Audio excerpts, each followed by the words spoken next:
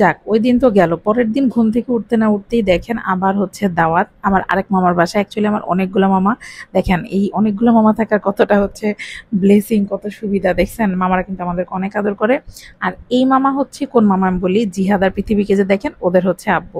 কত কিছু রান্না করছে দেখছেন, মাম্মি কিন্তু একা রান্না করছে। ডিম রান্না করছে, তারপর হচ্ছে পোলাও রান্না করছে, গরুর মাংস রান্না করছে, পটল ভাজি করছে, মুরগির মাংস তো আছে। তো আমি যখন ভিডিও করতেছিলাম মামি আবার আমাকে একটু আগায় দিচ্ছিল, বেগুন ভাজিও করছে, সালাদ তো আছে। আসলে না যে কোনো একটা মানুষের প্রশংসা করলে কিন্তু মানুষের অনেক খুশি হয়। যখন আমি ভিডিও করছি দেখেন সে এত কষ্ট করে রান্না করছে, জাস্ট আগায় দিছে যে তুমি সুন্দর করে ভিডিওটা করো।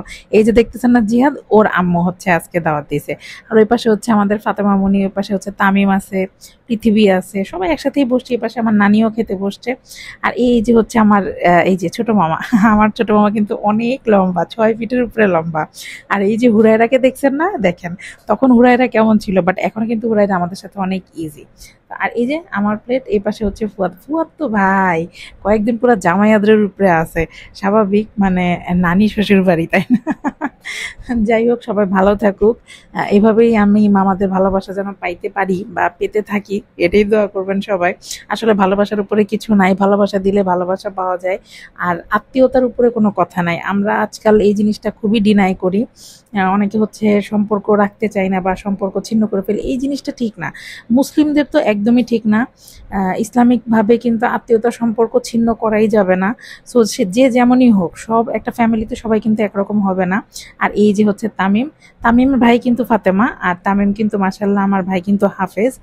তো বাচ্চাদের যাদেরকে আপনারা দেখছেন সবাই একটু মাশাল্লাহ বলবেন, আল্লাহুম্মা বারিক লাহু। আমি সব সময় বলি বাচ্চাদের ভিডিও দেওয়ার সময়, আসলে কি নজর বলে একটা কথা আছে, আর সেই ক্ষেত্রে এই জায়গাটাতে আমি অনেক বেশি হচ্ছে ভয় পাই।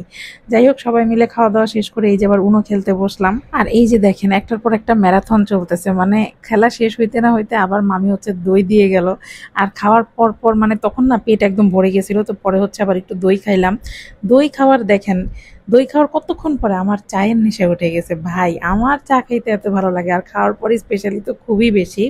তো তামিমরে আসলে আনতে পাঠাইছিলাম যে তুই নিয়ে আয়, তো ওরে এই জন্য আমি খেপাচ্ছিলাম এইখানে।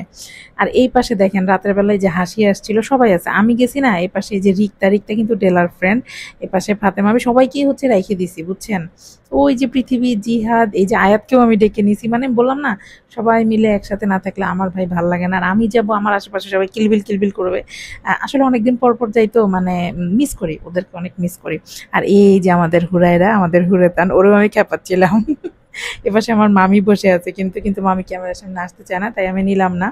যাই হোক, খুব সুন্দর একটা সময় কাটাইছি, খুব ভালো একটা সময় কাটছে।